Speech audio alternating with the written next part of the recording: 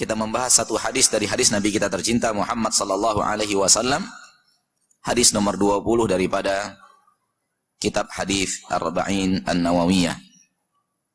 Qala Rasulullah sallallahu alaihi wasallam, berkata Rasulullah sallallahu alaihi wasallam, inna mimma adrakan nasu min kalamin nubuwatil ula. Sesungguhnya yang menemui manusia dari perkataan kenabian pertama. Maksudnya adalah bahwa dari awal kenabian kalimat ini sudah diberikan oleh Allah tabaraka wa taala kepada nabi tersebut dan diajarkan oleh nabi tersebut kepada kaumnya dan diwarisi dari generasi ke generasi. Hal ini tetap sampai kepada manusia yang ada di zaman Rasulullah sallallahu alaihi wasallam. Idza lam tastahyi fasna' ma syi'ta. Kalau engkau tidak malu, maka berbuatlah sesukamu, apapun yang engkau inginkan. Secara kalimat ini kalimat amr, kalimat perintah. Secara susunan kata, perintah berbuatlah sesukamu. Kalau engkau tidak malu, berbuatlah sesukamu. Akan tetapi, para ulama ada dua pandangan dalam makna kalimat ini. Sebahagian berpandangan, memang dia adalah kalimat perintah. Dan sebahagian lain mengatakan tidak. Bentuknya kalimat perintah, namun sebenarnya dia bukanlah perintah. Karena kalau diperintahkan berbuat sesuka hati kita, seolah-olah kita adalah orang yang diizinkan untuk berbuat apapun yang kita mau. Di dalam syariat yang ada ketentuan-ketentuan di mana harus kita kerjakan dan harus kita tinggalkan. Sebagian mengatakan makna di sini adalah ancaman. Kalau engkau sudah tidak malu lagi, berbuatlah terserahmu. Para nabi mengatakan berbuatlah terserahmu. Kalau tidak mau lagi diatur, tidak lagi mau mendengarkan nasihat-nasihat daripada Allah, nasihat-nasihat daripada Rasulullah SAW, dan engkau tidak punya malu untuk terjun ke dalam kubangan maksiat, ya sudah, berbuat sesukamu. Toh pada dasarnya engkau akan bertanggung jawab atas perbuatanmu sendiri. Apapun yang engkau kerjakan di permukaan bumi akan kau tanggung jawabkan di akhirat. Dan kalimat-kalimat seperti ini ada di lisan kita. Ancaman, kalau berani maju. Ini perintah maju atau ancaman? Ancaman.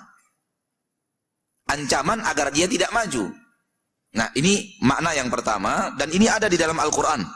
Kalimat yang seperti ini dengan susunan yang seperti ini ada di dalam Al-Quran. Contohnya adalah dalam surat Fussilat ayat yang ke-40.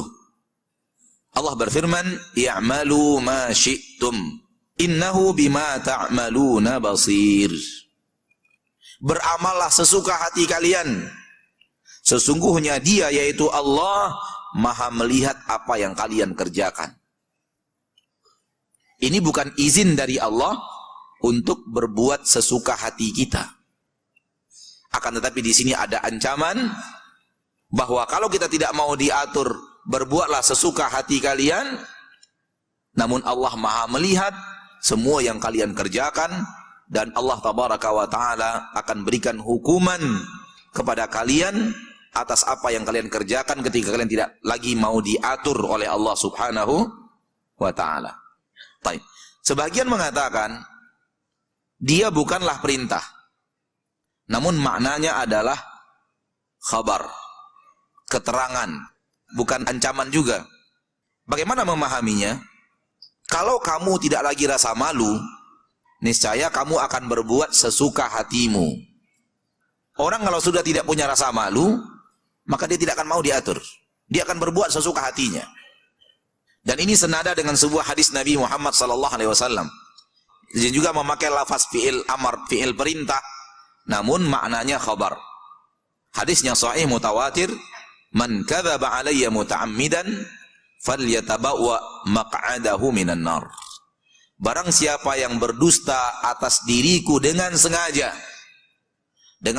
berdusta atas nama Nabi Muhammad sallallahu alaihi wasallam. Nabi tidak katakan, kemudian dengan saya dia katakan ini perkataan Nabi, padahal dia tahu itu bukan perkataan Nabi sallallahu alaihi wasallam. Falyatabawwa maq'adahu minan nar. Buatlah tempat duduknya di neraka. Lafaznya lafaz perintah, buatlah tempat duduk di neraka. Tapi maknanya adalah khabar, dia telah membuat tempat duduknya di neraka. Barang siapa yang berdusta atas nama Nabi SAW dengan sengaja, maka dia telah membuat untuk dirinya tempat duduk di neraka. Ini dua makna ketika para ahli ilmu memahaminya bukanlah perintah. Sebagian ahli ilmu memahaminya sebagaimana lafaznya. Ini adalah perintah. Namun bagaimana memahami hadis ini? Memahami kalimat ini, dia adalah perintah sebagai berikut. Kalau engkau tidak malu, maka berbuatlah sesuka hatimu. Memang ada perintah, berbuatlah sesuka hatimu. Namun bagaimana memahaminya? Memahaminya adalah apabila perbuatan yang engkau lakukan adalah perbuatan yang tidak lagi membuat engkau malu. Baik malu kepada Allah atau malu kepada manusia, maka berbuatlah. Buatlah sesuka hatimu. Yang penting perkara yang engkau lakukan tidak membuat engkau malu. Tidak kepada Allah, juga tidak kepada manusia. Jadi kalimat berbuatlah sesuka hatimu tetap difahami perintah. Silahkan. Silahkan lakukan. Kalau engkau tidak malu, silahkan lakukan. Artinya perkara tersebut telah membuat kita aman dari rasa malu. Dilihat oleh orang, kita tidak malu. Dilihat oleh Allah, kita tidak malu. Kenapa? Karena dilihat dari manusia, manusia tidak menganggapnya sebagai perbuatan buruk. Dilihat oleh Allah dan itu secara syariat tidak dilarang oleh Allah, berarti tidak perlu malu melakukannya karena Allah tidak melarangnya. Kalau begitu keadaannya, buatlah. Buatlah sesuka hatimu apapun yang kamu buat dengan syarat itu bukan suatu hal yang membuat engkau malu di hadapan Allah atau malu di hadapan manusia. Pada dasarnya semuanya berujung kepada satu makna yang sama. Intinya adalah sifat malu. Menghalangi manusia dari sesuatu yang akan mencelakakan dirinya. Baik di dunia ataupun di akhirat. Dan sifat malu ini adalah bagian daripada iman. Hadis sahih dari Imam Muslim dari Abu Hurairah radhiyallahu taala anhu, al-imanu bid'un wa sab'una syu'bah. Iman itu 70 sekian cabangnya. A'laha, yang paling tinggi, iman yang paling tinggi, qaulu la ilaha illallah. Perkataan la ilaha illallah. La ilaha illallah maksudnya bukan hanya sekedar diucapkan, tapi diucapkan, difahami, diamalkan sampai akhir hayat. Adnaha, dan yang paling rendah, imatatul adha 'anit thariq. Menghindarkan sebuah aniaya dari jalan. Apapun aniayanya. Yang ia adalah aniaya membuat manusia tidak nyaman di perjalanan mereka, masuk di dalam hadis ini. Wal haya'u syu'batun minal iman. Dan sifat malu bahagian daripada iman. Nabi menyebut malu bahagian di tengah-tengah. Yang paling tinggi disebut, yang paling bawah disebut yang di tengah-tengah, yaitu sifat malu. Wal haya'u syu'batun minal iman, dan sifat malu adalah bagian daripada iman.